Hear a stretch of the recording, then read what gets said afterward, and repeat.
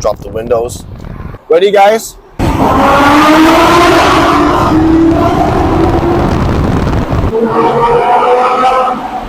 Wow, was that epic or what, boys and girls?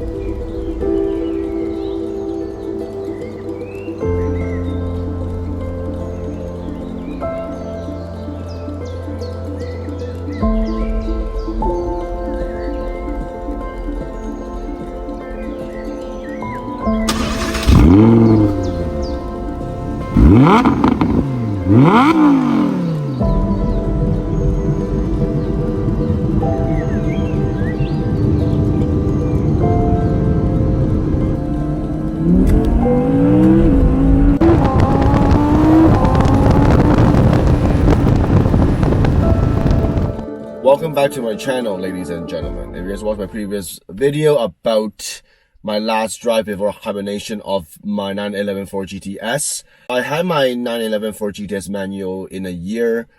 Back then, I was still kind of hesitating if I should pick the 911 or the R8, because we did have an R8 Performance V10 back then in our store.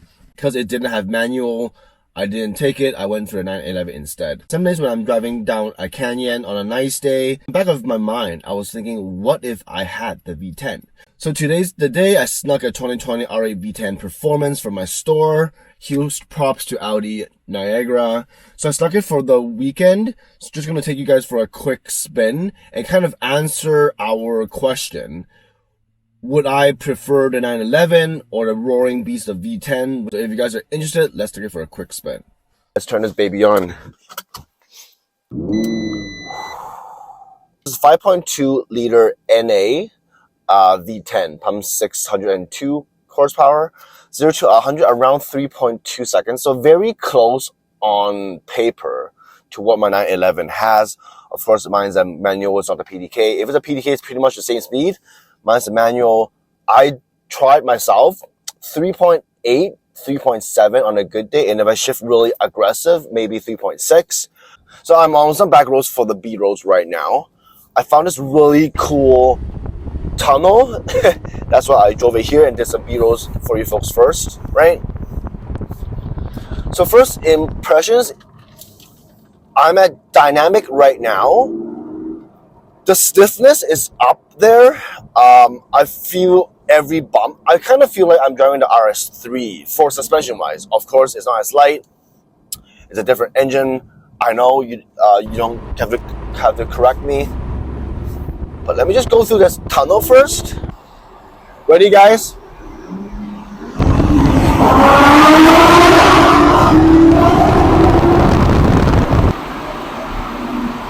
Wow!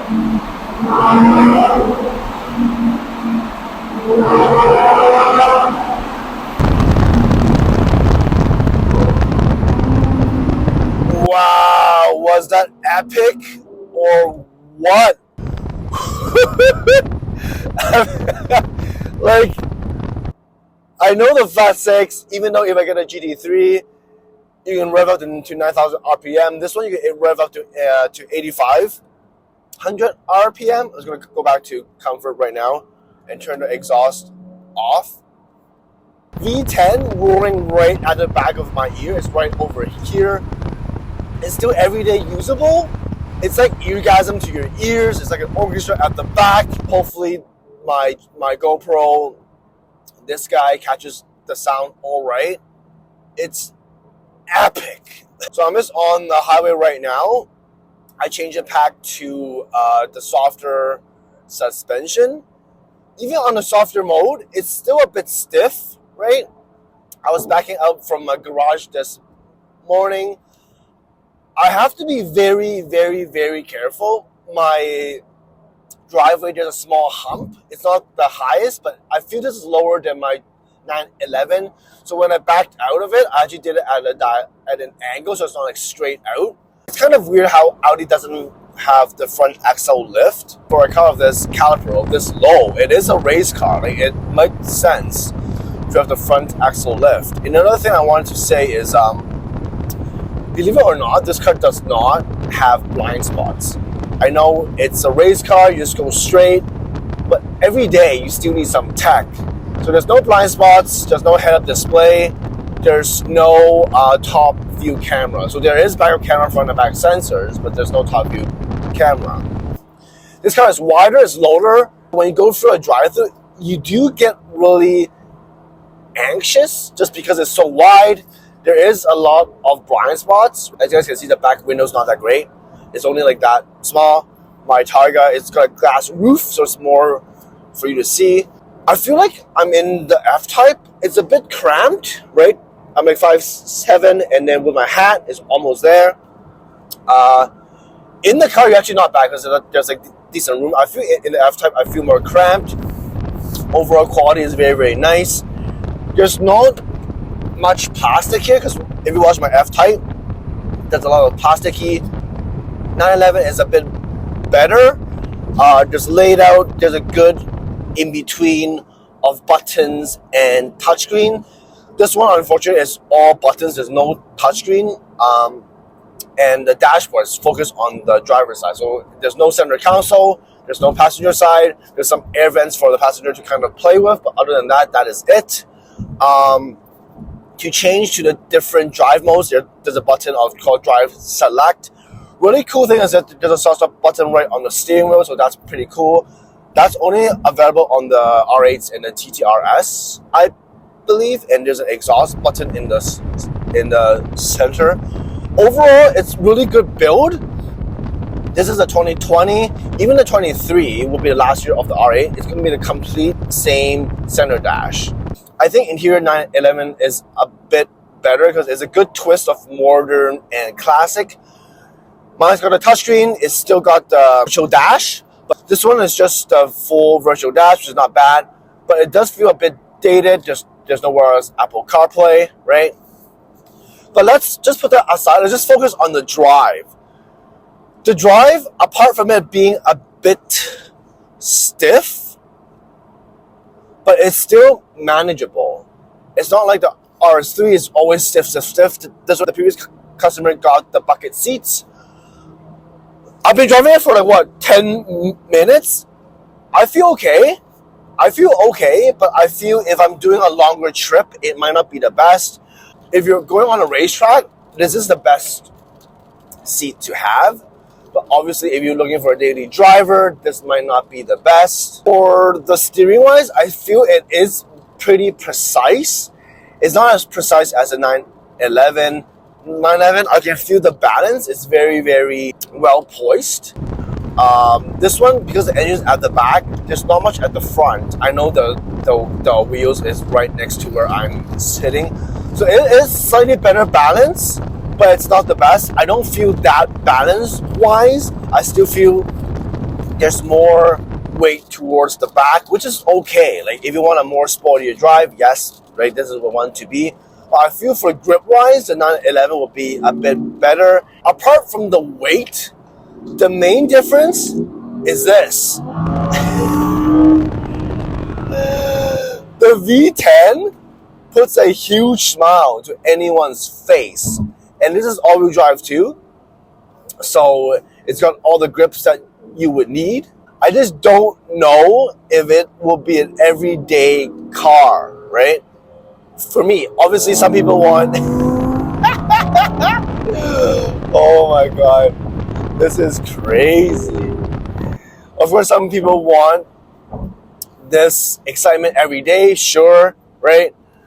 For me, right, if I drive this once or twice per week, obviously, it's one of the best cars to have. There is no back seat, so unfortunately my kids don't fit. Too bad. There is a convertible version, so if you are looking for an open top, definitely that will be that too. I would love to drive that because apparently I heard the visibility is even worse than this, and there is a bit of wind noise. If you watched my previous video regarding the F-Type SVR, The craziness is of course more intense. This is a V10, but the drivability, this is a lot more drivable. The SVR, it just slides everywhere. This one, at least the tires still catch it. I'm pretty sure both days the temperature are pretty much the same. So of course it's a different car, it's a different tire, it's not the same. But I feel this is a lot more intact on the road. I get more feedback. It is a lot more grip. So back to the 911 and the R8. I've driven the 911 with the PDK. I think it's 8-speed. The PDK is lightning quick, without a doubt, lightning quick. This one is still good. I'll say this is like 1/3 of a second for it to like shift. The PDK is just lightning. You just tap it and it just goes. The whole feel, I would say the 911 feels a lot tighter. This still feels like an Audi. When I drove the RS6, this has the same steering feeling, similar feedback. Of course, the layout, chassis, everything's the same, but it just feels, the steering, it feels a lot similar. 911 is a 911, is a different caliper. It feels more precise. This feels a bit more raw, slight hooligan, but it's still controllable. It's not like you're gonna be sliding everywhere, you don't know what's going on. This is still a very nice controlled car. Just bring it on the track, yes, it's the best, one of the best weapons, I would say. But every day, right, like now my back's starting to feel a bit sore now. I know it's these like carbon bucket seats, I really can't compare it. But for mine, is I feel a lot more hugging. I feel a lot more planted. It is a good seating position. Like I'm going through like a slightly bumpy road and you can see my whole like car like bumping. I am driving in a soft mode, don't get me wrong, right? But it's just and when I'm driving, oh god, when I'm driving this car, I have to be really cautious, because again, it doesn't have front axle lift. That really annoys me too, because I'm really scared like I might scrape anything. So I just got my coffee. So as you guys can see, doesn't really fit, right? Not that usable, right? So let me know in the comments below what you guys think, right? Do you prefer the 911? Do you prefer this R8 V10? I know this is the performance package, so it's got a lot more different options than a regular one. There is a rear-wheel drive as well. Forgot to mention, this car does have ceramic brakes, and let me emphasize on that. Totally worth it. So one thing of my 911 which I don't really prefer is the brakes. Mine is a steel brakes because I don't really track it that much. Main pro of getting steel brakes is when you do need brakes, it's a lot cheaper. I think it's around 5,000 Canadian for the whole brakes and rotors for the entire car. Downside for that is there's a lot of brake dust. So thank God my rims of my 911 is actually black, so you don't really see it. But when you just like use your fingers and just wipe it, it's all black. This has the ceramic brakes, and let me tell you, day and night. It's a bit wet today, but when you brake, there's such a control that you can find. Like it's really hard to explain. Like it's a very gradual brake, but when you want to brake hard, it brakes hard. But this one, when you go to a point, it's not that it will lock up, it'll just give you really good braking feedback, is what I would say. The main trio test for me will be this car, the R8, 911, and the AMG GT. If you guys have one, definitely let me know. I would definitely want to try it out. Honestly, after this short, quick drive, I won't say I have regrets for my 911. Yes, the R8 V10 is a weekend warrior. Still daily drivable, but for me, I really prefer the 911. It's just the usability. Maybe I'm used to it, so I'm a bit biased. There's just more tech, better drivability. The suspension is a bit softer.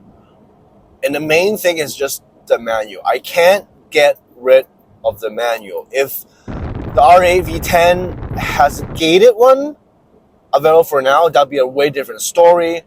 As much as I hate to say, because I love the sound of the V10, it's just amazing. It really brings your adrenaline to the next level. It screams, but it doesn't scream in your ear that after a while of driving, you still have that screaming noise. When you go to comfort mode, like what I'm doing right now, you can still talk, right? I'm still using the mic because at first I didn't know how loud it would be, but it's still everyday drivable. Feedback is good, right? There's just not much interior room, but that's the same for all coupes, right? Visibility wise, not the very, very best. I would say it's way more visibility wise than the F-Type. You don't even see anything. And then interior wise, it's pretty decent because 2023 is the last year that the R8 is going to come out, so they didn't really bother to update anything. If you're looking for a track day and for a weekend pure NA car, this would be the way to do it. I haven't driven a GT3 yet, so I would definitely love to drive one. Let me know in the comments below what you guys think. Do you guys have an R8, 911, AMG GT? What's your weekend warrior? Do you agree with me? Is this V10 too much? Do you still drive it every day? Do you drive it in the winter? Let me know in the comments below. So thanks again for watching. Thanks for watching this comparison with me. Do you agree with me? Do you guys not agree? Let me know in the comments below. So I got back to one of my favorite back roads so I can actually open the car up. Last but not least, I'm just going to put a POV of me driving on the back roads in this video right now. Have a great day, guys. Peace out.